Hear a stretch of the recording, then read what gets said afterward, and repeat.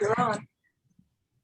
All right, welcome everybody to our panel of hard science fiction beyond physics. So thank you guys so much for being here with us. I hope we hope that you are enjoying your virtual Balticon so far, especially it being Friday. So to start us off, please keep in mind that you may ask our panelists questions either individually or to all panelists using the Q&A function of Zoom here. After the panel, if we didn't get to your questions or to further discussions, please use our Discord channel, specifically under the Pride of Baltimore section of Discord, and that will be reminded in the chat box with you. So let's go ahead and get started. I am your moderator, Dr. Caitlin Ahrens out of NASA Goddard Space Flight Center. And here are our panelists who will introduce themselves as to who they are, what they do, and we shall get started with this magnificent theme of hard science fiction. So Bob, you want to go ahead and start us off? Sure. Well, I'm a queer writer with a background in physics, semiconductors, business, a partial MFA. I've been publishing since about 1997. My first novel, Best Game Ever, came out in 2019. It draws from my experience in early virtual reality work. Most of my work has some queer content, like my Asimov's Deep Space Colony ship story, In the Space of 9 Lives, in which an adolescent love ends up saving humanity, as of course it should. Let me put a link to the website stuff if you want to grab that, and that's me. Thank you. Next. I guess I'll go. I'm Marie Vibert. I am a science fiction writer. I write lots and lots of science fiction stories. Had over 70 stories sold. My novel Galactic Hellcats came out this year. It is about a female biker gang rescuing a gay prince. It is not hard science fiction. However, I do write a lot of hard science fiction short stories. My science background is I have a degree in geology. I've never used it in science fiction to save my life, but I love writing hard science fiction. I've tried to write a story about chemistry and it didn't work. The chemistry just wasn't there. It wasn't there. Ted, now you go. Hi, I'm Ted Weber. I'm an ecologist. That's the background, with degrees in systems and wetland ecology. I'm currently working on climate adaptation for Defenders of Wildlife, and I'm also a speculative fiction author. My latest novel, Born in Salt, was just released this month, and the release party is here at Balticon tomorrow at 7 p.m. in the Con Suite. So if you like alternate history, stop on by. And I also have a near future cyberpunk trilogy out. You can find more about that tonight at 7 p.m. in the Con Suite, where we're going to talk cyberpunk, or visit my website, tcweber.com. And then Ruthanna. Hi, I'm Ruthanna Emrys. I'm a science fiction and fantasy author. I'm also a cognitive psychologist, which has informed a lot of my work. I tend to get a little obsessive about psycholinguistics and the weird things that language can do. My books, well, the two that are out so far are Wintertide and Deep Roots, both of which are fantasy. The sociology and psychology in them is pretty good. The physics is irrelevant. I've got a science fiction novel, Half-Built Garden, coming out next year that draws probably a little more heavily and directly on my background in psychology, as well as working in citizen science and also on some friends' work in water chemistry. All right, fantastic. So I'm going to start off with the first question here, and then we'll just see where we end up in this adventure. So I guess there would be some sort of personal mythologies as far as what is considered hard science versus soft science, especially when it comes to when you hear hard sciences, a lot of people sometimes get stymied by just the grandeur of what it is. But what do you feel like it as writers versus we have quite a few science people on this panel too. So do you think that there's almost like a good tie-in, or maybe it should be better distinguished for writers? Maybe the hard science fiction thing came from the fact that a lot of early science fiction stories were about space exploration or space in some way, which of course there's a lot of physics in it if it's done as hard science fiction.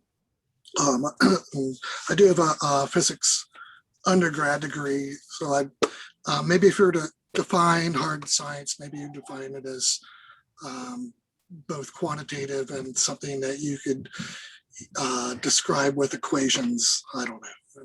It could be described mathematically, perhaps. So that would include actually quite a lot of the sciences. It wouldn't just be physics.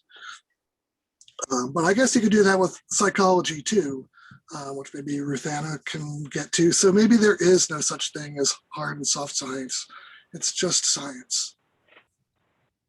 I think that I remember once hearing this joke that like if you throw it at a window and it breaks the window, it's hard science, and if it doesn't, and if the window breaks it, it's soft science. I think sometimes we think that hard versus soft is something of a cultural metaphor where hard is good and soft is bad, hard is masculine, soft is feminine, yin and yang. A lot of people talk about, obviously, physics and chemistry as hard sciences, sociology and psychology are soft sciences, or maybe if it deals with the mind, which is what fiction does the most of the time, is deal with the mind and ethics and morality and things that are very, muddy. And if they have logic, it's fuzzy logic, right? Yeah, we talk a lot when we're feeling a little snide in the social sciences about the hard sciences versus the difficult sciences, in that your average electron really is your average electron and will tell you a great deal about other electrons, but trying to determine the circumstances under which the behavior of one human generalizes to others is in fact one of the major challenges of the social sciences. I am realizing that I may have accidentally become the person that I hate, which is the panelist who is skeptical about the very existence of the panel topic. Sorry about that.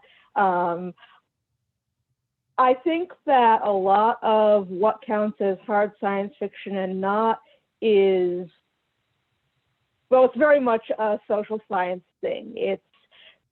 It's myth and it's tradition, what we count and what we don't count. You can put faster than light travel and ESP in your book and have it count as hard science fiction, especially if you stuck some incorrect equations in there. Heinlein, I'm looking at you. I'm like, I know exactly what book you're talking about. Yeah, well, that's if you were Larry Niven too. But all the sociology, right, and nothing else, and be fantasy. Well, if you're putting faster than light in there from a mundane science fiction standpoint, which was something that came out of Clarion West 2004 class taught by Jeff Ryman, faster than light makes it a fantasy. So, but I always, especially younger as a kid, I always thought hard science was just like Ted said, it's space stuff, it's science, it's spaceships, it's trajectories, it's math based, and I've since like relaxed over the years, and I usually think of it as possible products, possible futures, you know, places where technology can actually go, technology that either helps or hurts us, but technology nonetheless. And so that's kind of my personal definition. And so when I think of the soft sciences as more of, they're really a lot of the engines that are driving to fiction today. In the old days of what I consider hard science fiction, it was the neat story. It was a neat idea. You know, the spaceship itself was a cool thing, and people were just wowed by that. And all you had to do is say the spaceship is going right by Io, you know, and people would be like, "Oh, that's really cool." But nowadays, you know, you have to have some sort of like character. The characters develop and create conflict with each other, and all that's sort of driven by a lot of the soft sciences these days. That's my own take.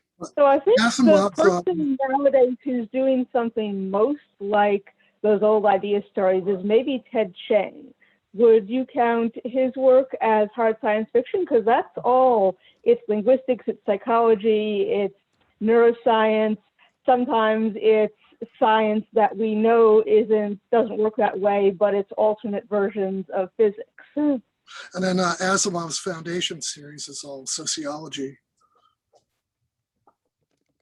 mostly. Well, for Ted Chiang, to answer your question, Ruthanna, yeah, I would think these days, I would think Ted Chiang's stories, a lot of them are like, you know, hard science. I mean, it's the one with the bots, you know, the virtual reality, the bots that become real.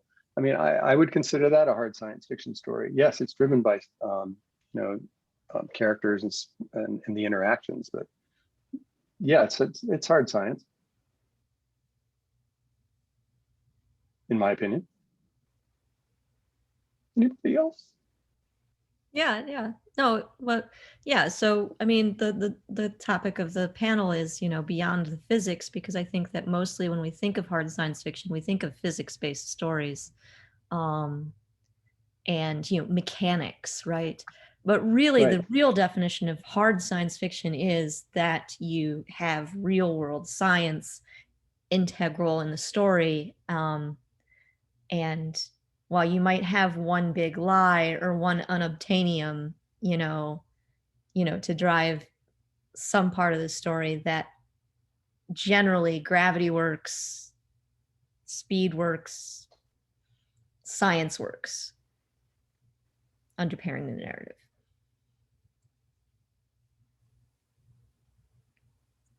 All right. Let's see. So far, I don't see any questions to certain panelists just yet. Oh,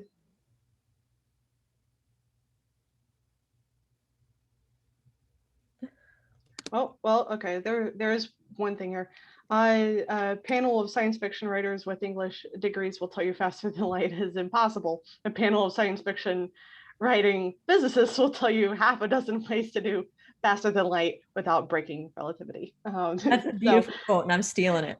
It is wonderful to Terrace. So thank you, Terrace. So Sure, if you have infinite energy. Yeah, no, you're gonna get it. You're There's gonna some get off topic constraints of real that. fast. Let me tell you about my favorite FTL. But yeah, that's an argument. And like, again, like as somebody, I pride myself on writing hard science fiction. I do it because I'm macho, and I feel like I'm a hard science fiction writer. It makes me machoer. I don't know. But I care about it. And so I get in a lot of arguments about, well, what makes it hard science fiction? And I got hugely angry when a story of mine that I did a lot of biology research for got labeled science fantasy on the Internet Science Fiction Database. And I was like, who did that? Remove tag, remove tag. But So you do get this, and somebody was like, yeah, you had aliens that talk, so it must be fantasy. And but the biology was real. Yeah, astrobiologists certainly can be very creative. If anybody is interested in astrobiology, there will be an astrobiology panel Sunday afternoon. So stay tuned for that. But then back to feeling the macho versus the femininity of sciences that currently in the science communities is hoping to definitely get rid of those labels. And so I'm curious then, are writers kind of wanting to get rid of those labels as well, of like, I include physics, so therefore I feel more masculine, or oh, I include more anthropology, or more of political or economic, not so much hard sciences. Do writers then feel like there's you almost have to keep up a label? I don't like labels, period. Good. So labels are a way to keep from really thinking about someone or something. It's just it's just mental laziness. Labels are a handle to attach to a concept. Yeah, but they're like adding a value to them, especially, worries about, is it macho enough? Is it ineluctably masculine enough? Yeah. I don't think that's valuable, and maybe we can't do labels without that. I do think it's interesting, both from a writing perspective and from a reading perspective, to look at the things we can do with different balances of caring about the rigor of the science in a story. This is part of one of the things that makes science fiction different from, mimetic fiction, is that there is some inclusion of that sort of speculation of the future of society, the future of technology. And I don't think it's bad to have a subgenre that cares about that. I think it's bad to be snobby about it, or snobby about a specific level of it, because we do have everything ranging from the pure idea story to the story in which the technology is set dressing for really fascinating character interactions. And I have enjoyed both of those, and while not written at either of those ends of the spectrum, written things at several levels in between. Well, when I'm working on a story, I don't actually think of labels at all. I mean, I just write the story. I work on the story and work on, whatever conflicts need to happen, whatever technology needs to be in there, and, get the thing going, get to a climax and try and hope for a satisfying ending. And I think the labels come later when somebody else reads it, sort of like with Marie. They slap a label on it. This is science fiction. This is fantasy. This is this is something else. This is gender queer or whatever. Although when I am writing something that is along the lines of like a gender bending thing, I am very conscious of that. So I know that that piece is going to slip into a label space, as it were. So, and I guess that's actually backing off. I guess it's true for, as the story especially gets to completion, you kind of know what slot you think it's going to go in. All right, so stepping out of labels and now stepping into perspectives a little bit, we have a question here from Bud. Thank you for your question, Bud. What about sciences that have yet been developed, nor do we have language to describe it? An example, how would a natural philosopher from the 17th century state the behavior of quantum computing? Demons, right? But no, but Well, that was during the Enlightenment, so maybe it was a little pre-Enlightenment, I guess. But the thinking thing that doesn't think very well, they might think of it as a lesser form of human, right? Which they believed in. And I'm gonna get really racist now if I just go down like what they would say, but I think it's an interesting comparison because when we try to project forward, oftentimes we forget what it would look like projecting backwards. Consciousness of the automata, yes. Any sufficiently advanced technology is indistinguishable from magic. But then we think about the origins of magic was technology. Alchemy was not meant to be magic. It was meant to be chemistry. They really believed that you could turn a thing into gold if you got down into the atoms of it. And when the term atom was first coined, it didn't actually refer to an atom. It was just like, I don't know, stuff is made up of stuff. And the irreducible quantity was called an atom of something. And of course, now we know that they are reducible, and even their parts are reducible. So I think that there definitely are sciences that have not existed yet. And I look forward to inventing them. So And speaking I think of we in fact te- do this. We do this in the field on a pretty regular basis. I have just finished rereading The Dispossessed, and the entire book is built around a new type of physics that explicitly looks like mysticism to everyone else in the universe, but clearly does things like make Ansible's work.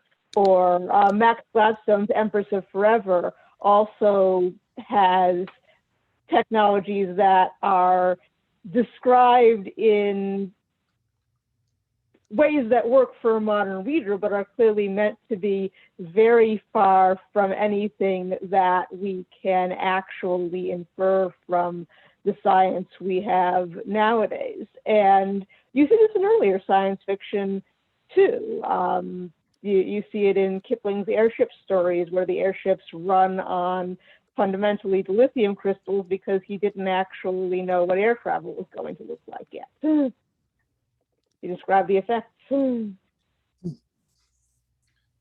Bud's question made me think of Ted Chiang's The Story of Your Life, which was, which was made into that wonderful movie Arrival. But it is something that we had never encountered before, and I think he did a fabulous job of sort of being in that space where he was describing something that was heretofore undescribable.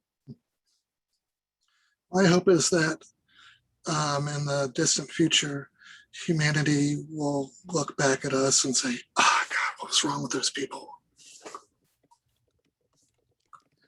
As opposed to a pessimistic one where they would look back and say, "Wow, they are gods. They had it all together.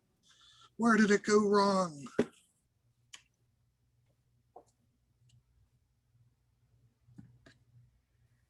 For sure, for sure. And something to think about with how we're viewing science now is that our technology allows us to see the universe as much as we can. But thinking in the past, only the past couple decades, we've discovered X-rays and gamma rays. There could be wavelengths out there that we haven't discovered yet. There could be a different sense out there. There could be space jellyfish at Europa for all we know. We just don't know. So it's interesting how technology then, but then there's also a psychology to it. How wondrous would it be? The curiosity part of it,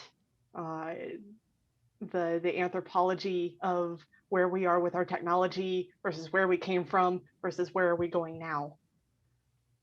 It's all fascinating. We still have a long way to go as far as biology and medicine goes. I mean, we have so many diseases and genetic problems that still haven't been solved or fixed. So we've got a long way to go there.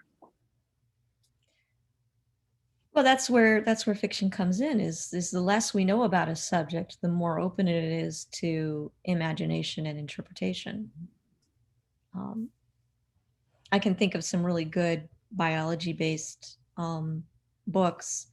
Semiosis by Sue Burke is kind of a fun one, with the like an alien intelligent vine that basically gardens humans. I'm blanking.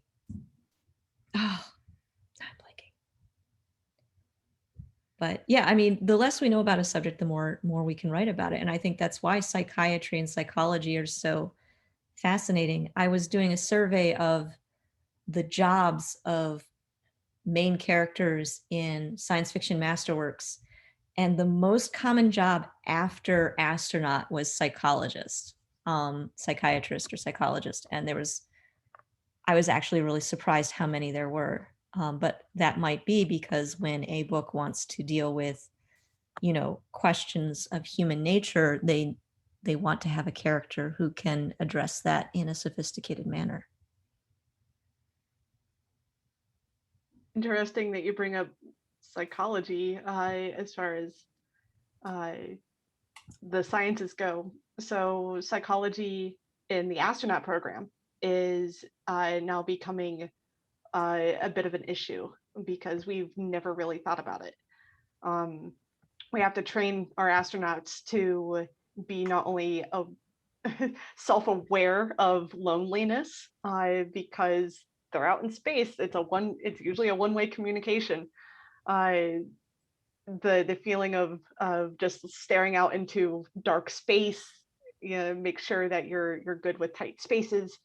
But also you're in space for months on end. And so now we're starting to realize, okay, there's going to be psychology with not only just the International Space Station, where it only takes a couple hours back and forth, but if we were to go, hoping to go back to the moon as early as 2024, and then eventually to Mars many years later, that's going to be a lot of time, especially to Mars. One way is 8 months. That kind of gets into, okay, now we need to kind of reel it back in and not just learn about the physics and the chemistry and the biology, but now we're wanting to know more about the psychology of astronauts and space travel and what is it doing to their bodies. The pandemic and social isolation has prepared a whole generation for space travel. For sure. Too true, for sure. And they've certainly done very well with their training so far. I would say that Flowers for Algernon is a psychological hard science fiction story. The author, I'm blanking on his name, was from a psychiatric background. And when you read the book, a lot of what's dated about it is because it was the state of knowledge of psychiatry at the time. Daniel Keyes, thank you. And that's a hard thing with hard science fiction, is that you do date yourself fast. Damn science. I'll be on a panel on science versus your fiction on Saturday morning. One of the books that really came to mind when I saw this panel was The Wreck of the River of Stars by Michael Flynn. I don't know if you all have heard of that. It was basically Michael Flynn took the Myers-Briggs personality types. There are 16 of them, and he made one character out of each type and put them on this luxury liner sailing ship, which had been reconfigured into a cargo ship, and just kind of let him go at it. And it was fascinating. And as somebody who really adores Myers-Briggs, I'm an ENFP, by the way. I really got into that and tried to figure out, which characters were which. And I just thought it was quite fascinating, because that's where a lot of the conflict was driven from, is the difference in personality types and the misunderstandings that they had of each other because of their personality types. Well, Ruthanna can speak to this better than I can probably as a professional, but I've never been a fan of Myers-Briggs because it's not based on data like things, structures like the Big Five and other statistically formulated psychological frameworks are. So I cede the floor to Ruthanna. No, you said it. That's they're not evidence-based. I say that as someone who's honestly gotten some useful things out of them in terms of thinking about the different ways people do think, but it's I would not call that science, chart or otherwise. I think this brings up, I think this circles back to the comment that Terrace said about the difference between English majors talking about FTL and physicists talking about FTL. And that is that the more familiarity you have with a particular science, I feel like the more comfortable you feel breaking and bending it. And that's true. It would be really interesting to write a story around something like the Myers-Briggs that was thoroughly evidence-based and where you really could divide people consistently into predictable categories that way. That's probably a Ted Chiang story. And the other issue is that is the cultural element, and that different cultures have different predilections, and that so it's a big multivariate problem to solve. But that's what statistics are for.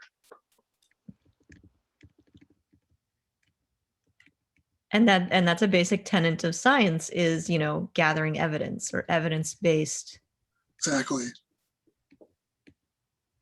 Evidence-based decision-making, evidence-based assertions. So yes, does your story have evidence? Yeah, I think one of the interesting things coming out of the pandemic is also that we're starting to map out some of the areas where we do need new types of science and big advances. So if you think about the degree to which the way mRNA vaccines have been developed, you go back not 10 years when they were actually starting to do the work, but 25 or 30 years.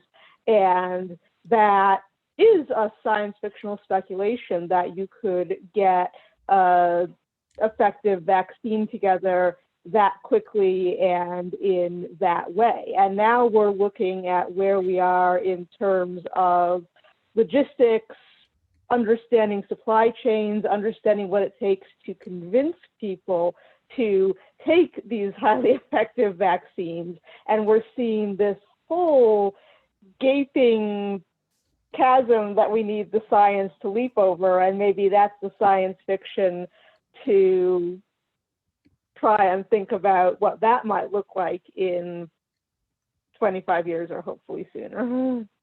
Rapid vaccine development is also a lesson about if you throw a whole lot of resources at solving a problem, you can actually solve it.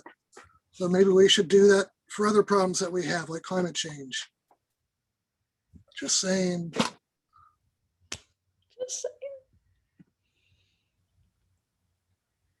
All right. Another question that popped up.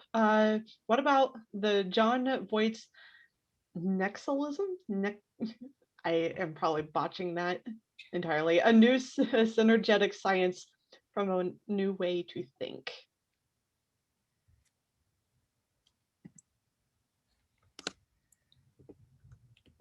I don't know it, so sorry. I have not read it either. Quick, someone head to Google. All right, well, while we swing back around to that later, another question popped up. If good science fiction is character driven, then isn't all good science fiction soft? So think- yeah, I'm going to fight against that. I think that actually these days hard science fiction is required to be character driven.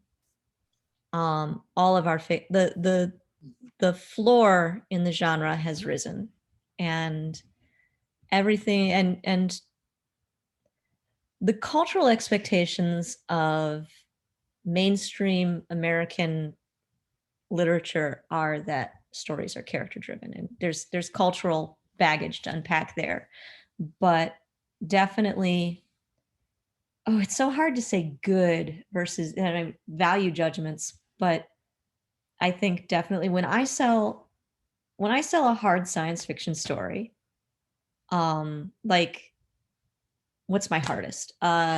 Probably A Place to Stand On, which is about a floating city over Venus.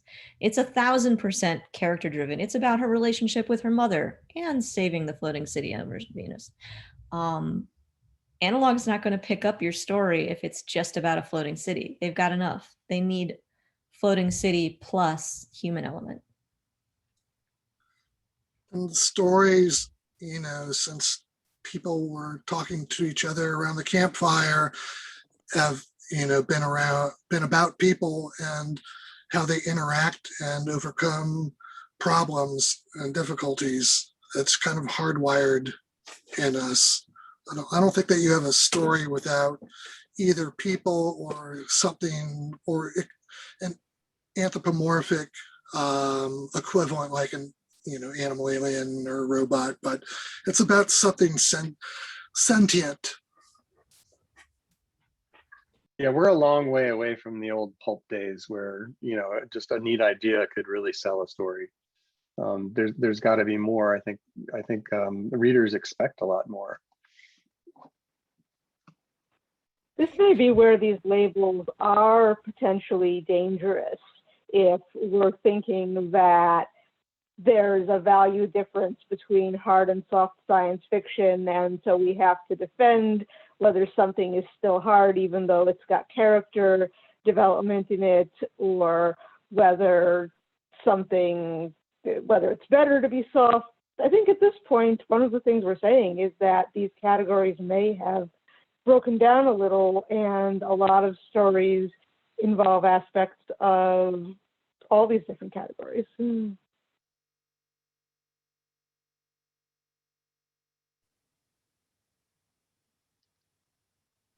All right. There was a boom of text in the chat here. Let's see.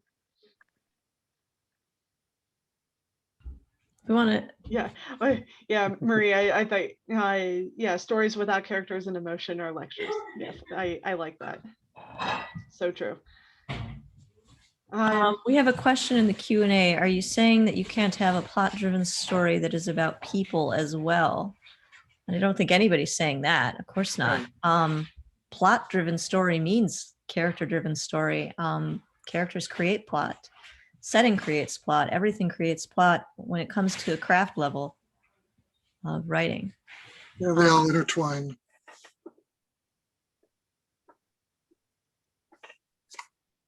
Yeah, I'm currently reading two novels. One is The Architects of Memory by Karen Osborne, and the other is A Memory Called Empire by Arkady Martine. And in the first, in The Architects, you know, it's about basically indentured servants, you know, working off to become citizens somewhere.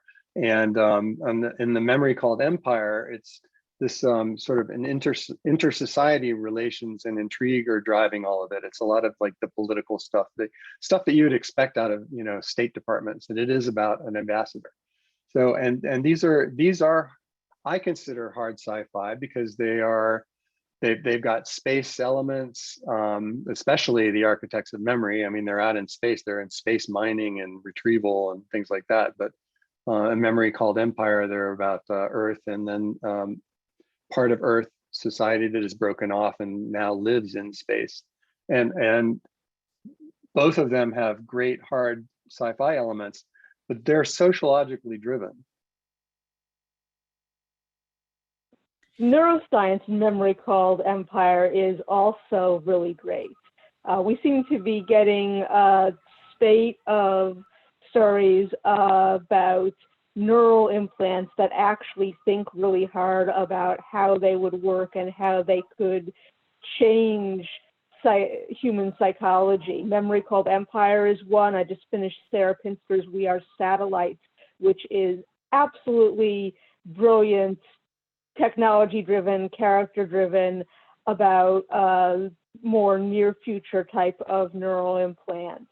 And then My cyberpunk near future cyberpunk series, it starts out in like the first book. It's just virtual reality, but the company that's behind it all and controlling everything is developing neural implants. And by the final book, they're about ready to roll it out. And so I really did research and delved into the science to make sure that it made sense.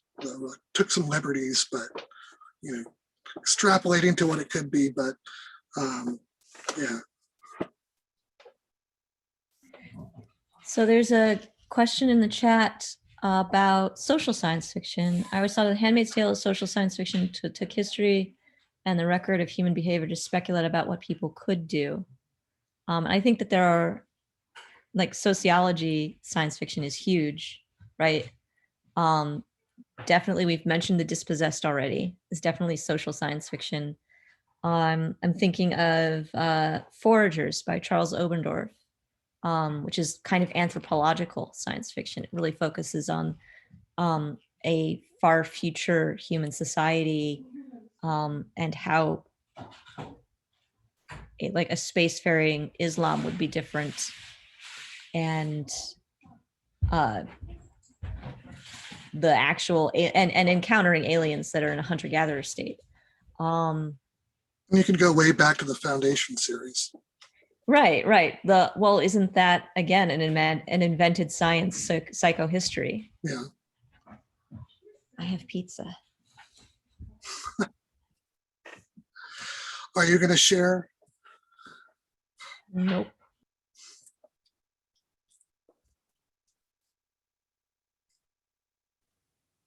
Okay, real quick, as we are going to be wrapping up the panel, real quick, someone wanted a mention of Ursula K Le Quinn.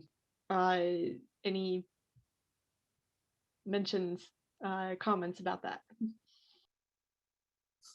I brought up The Dispossessed earlier, so I think that in some ways she is the sort of the classic foundation for a lot of modern sociological science fiction, and she was very informed by anthropology, and you can see that that continues through her career, that the later stuff has more modern, more sophisticated anthropology than a lot of the earlier stuff. And I think one of the things we get out of that really should be informing a lot of science fiction is the range of what human societies can look like, the number of constraints that aren't and to differ between settings. And we're still working to try and live up to that level of flexibility and imagination in many places. I think, the whole Hainish cycle is about creating different human colonies so you can explore different social structures, right? And somebody commented, Le Guin had the effect of FTL travel in one of her Hainish novels. Well, I think her Lathe of Heaven is a fabulous, it feels very much like a hard science fiction psychological novel. It's all about psychology that results in this sort of like somewhat science fiction story. I mean, it's fabulous. It's really, really well done. It's one of her earlier works.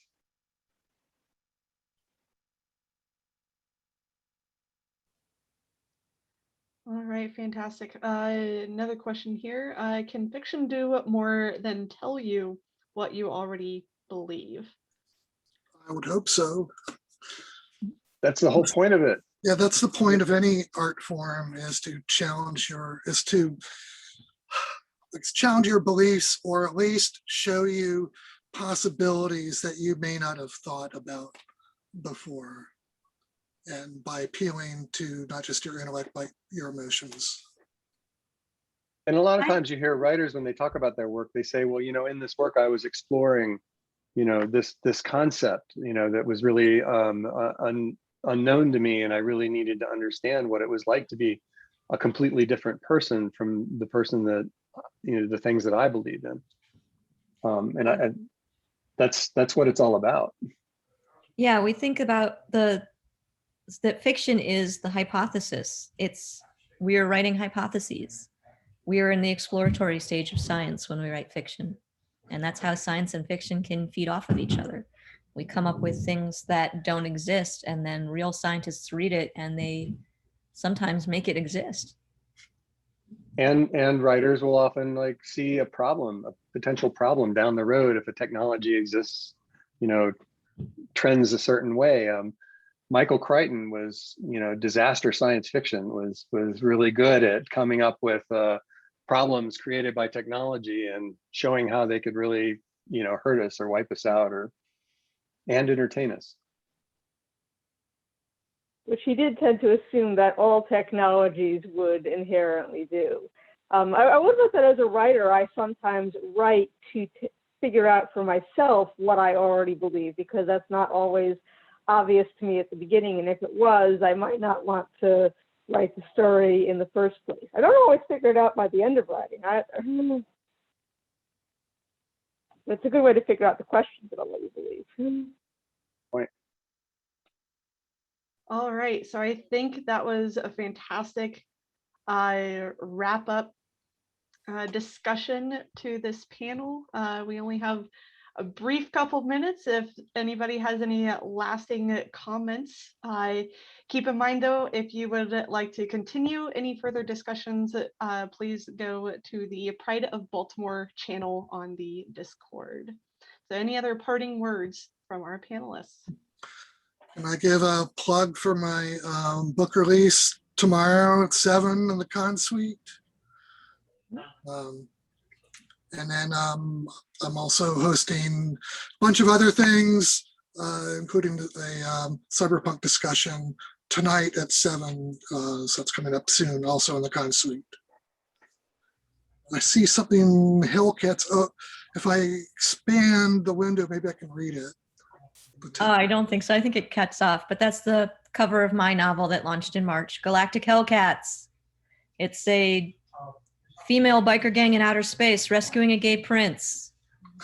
It's not hard science fiction, but it's fun.